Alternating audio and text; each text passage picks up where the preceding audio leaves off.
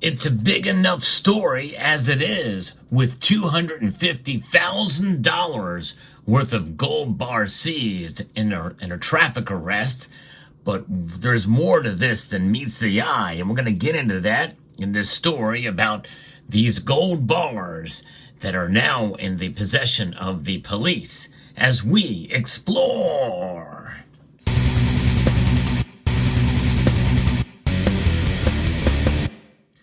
This is quite an interesting story, not just because of what was discovered and what was found by police dogs, by the way. That's another interesting aspect of the story, but also it's about who was the perpetrators of smuggling these gold bars illegally through this country. Comes to us from Van Zant County, Texas, as reported by KETK.com. The story was shared with me by several members of the community. 2 Chinese nationals were arrested with $250,000 worth of gold bars after a traffic stop on I-20 last week. This is big news. Chinese nationals. I think there's more to this, and I think there's something that is quite alarming about the fact that Chinese nationals were caught with this. Now, what they are suspicious of is something a little bit different, but I think they ought to expand this investigation a little bit further. According to an affidavit, Sergeant Charlie Hughes with the Wills Point Police Department was working with traffic enforcement along Interstate 20. Hughes was near the 533-mile marker of westbound I-20 near when he observed a white Chevy Malibu with a Michigan registration committing a traffic violation. Hughes proceeded to conduct the traffic stop on the Chevy. The driver was identified as 25-year-old Shang Weijian. Due to a language barrier, Hughes asked Chen to go to his patrol vehicle and speak to him using a translator app. During the interview, Hughes reportedly observed multiple factors that led him to believe there was criminal activity afoot. Chen reportedly told Hughes they had flown from Los Angeles, California to Atlanta, Georgia to play, but had only remained in Atlanta for 1 day. Now that's kind of interesting. Play, that's kind of odd. Chen claimed he was heading to Dallas and also claimed he went to Florida to, quote, play. Well, what are they playing? Is it sports? I don't know. Is it a theatrical presentation? Who knows? The vehicle was rented in the passenger's name, who was later identified as 46-year-old Lin Wang Qing, who gave consent to a search of the vehicle but seemed unsure. A K9 unit was used to conduct an open-air sniff of the vehicle, where the dog began working the front passenger door seam and gave an alert to the vehicle. Now, that's the other thing that is very interesting and that I never knew about these K9 units. Dogs, can they smell gold? Well, I have a theory here because the article doesn't go into it. I'll get to that in a moment when we revisit this. Inside, officials found a boarding pass from Spirit Airlines that showed Chen had boarded the plane in Los Angeles on the 30th of July at 5:19 p.m. and arrived in Atlanta on July 31st at 12:53 a.m. The tickets reportedly showed he had no bags with him when he boarded the flight. Another suspicious part of the story. On a rental agreement, it reportedly showed that the vehicle was rented in College Park, Georgia at 1:28 a.m. and on July 21st and was returned by August 3rd at 11:30 a.m. in Los Angeles. A bag was located behind the driver's seat on the floorboard, where officials found multiple pieces of gold bullion bars estimated to be valued between $200,000 and $250,000. There it is, and that's when the dogs kind of gave on this. It's been located behind the driver's seat on the floorboard. Now, here's what was in the bag. And I'm going to post a link to this story in the description below. And if you enjoy content like this, well, I like to bring you the latest news in the world of precious metals, including precious metal crimes, of which this story is a part.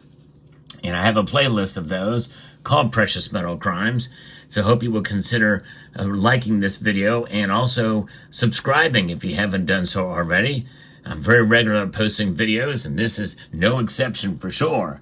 7 1-ounce packaged 999.9 bars. And there's images of this in the article as well. 3 5-gram packaged 999.9 gold bars. 1 gram marked with 20 squares. In other words, it's a candy bar, and you'll see that in the images. The 5-gram bars are Valcambi bars. The 1 gram bars are Pamp Suisse, Credit Suisse, Pamp, but they're Credit Suisse, but they're of the new variety, not the old like this bar here. There's 8 10-ounce packaged 999.9 bars. Some of them are struck Pamp Suisse bars like this. Others are poured like this, but they're Asahi brand. But I figured probably rather see real gold rather than images, and as I do this video. Chen and Lin allegedly claimed they did not know who the bag or gold belonged to. Well, that's very suspicious. Not a very good response of that. Of course they know. They were both placed under arrest and were transported to the Van Zandt County Jail for booking. Based on my training, I know that it is very unlikely that Lin or Chen could have transported the gold bullion through Airport Transportation Security Administration security checkpoint without filing a United States currency transaction report. In other words, they smuggled it. After being arrested, Hughes contacted U.S. Homeland Security, who reviewed immigration records of Chen and Lin and learned that both had entered the country illegally. There you go. Illegal immigration is a huge problem, folks, and it needs to be fixed.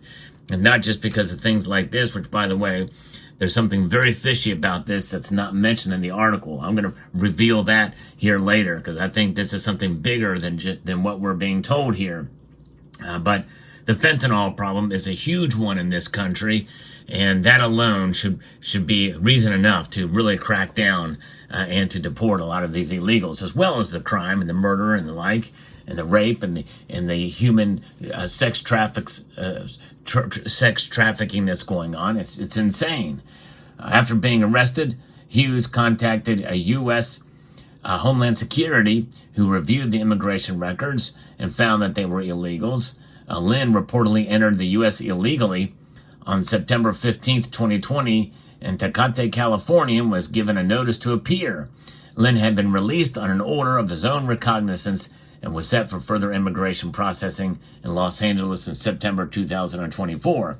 Chen entered the U.S. illegally on December the 17th, 2023, in Tecate, California, and was given a notice to appear. He was released on an order of his own recognizance and is pending immigration judicial action. In other words, it came in through Mexico. During an interview at Van Zandt County Jail, Chen allegedly stated that the gold bars had been given to him by someone to transport to Dallas. However, he declined to give any further information. So already caught in one lie and now trying to get himself out with another lie. Lin told officials he left China and traveled to Hong Kong. From there, he flew to Turkey and then to Mexico. He then traveled through Mexico with other Chinese nationals in an attempt to enter the U.S. Hughes determined that Lin and Chen had been stopped in Georgia and spoke with Corporal Thompson and with the Monroe County Sheriff's Criminal Interdiction Unit. Thompson said he had stopped the duo on July 31st for a traffic violation. Thompson's narcotics dog alerted on the vehicle, leading to a search where he then became suspicious of the duo's activity and began to track their movements. Once unable to track them further, Thompson contacted the rental company to gather information. So it makes you wonder. So there's the narcotics dog again. The narcotics dog, I think, are trained to sniff out drugs. But what about gold bars? They didn't say anything about any drug or paraphernalia residue in the vehicle. They didn't say anything about that in the story. I mean, gold doesn't have an odor. So are they sniffing the packaging, the special packaging with these? I don't know. It's very interesting. I would love to know more. If anybody knows anything about that, let me know, because there's no mention of any kind of drug residue that could be involved there. At the time, the company told Corporal Thompson that 2 men who rented the vehicle had returned and exchanged it for a different vehicle. With the identification of that vehicle, Corporal Thompson was able to track Lin and Chen. He determined that they left the airport area and traveled north to Marietta, Georgia, to an area known for cartel activity. So there is the drug connection, and that could very well be the case. And that wouldn't surprise us normally. However, I don't know how often Chinese nationals are involved in the Mexican drug cartels.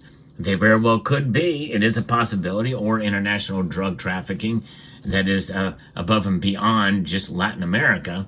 There very well could be that's going on. But think about what's going on also in this country, where there's a lot of a lot of farmland being bought by Chinese. They're buying a lot of property, but specifically agricultural land, and some of that agricultural land is near military bases as well. Could this be something a little bit more nefarious and a bigger thing that's happening, where some of these people are coming in and infiltrating into this country for sabotage or what have you?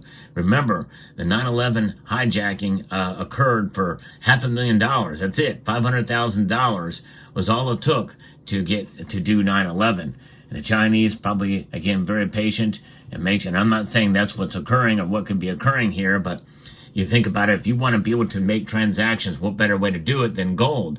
Gold is untraceable, untrackable, indeed. And so therefore, buying these gold bars or having them smuggled in and sold off, well, there you go.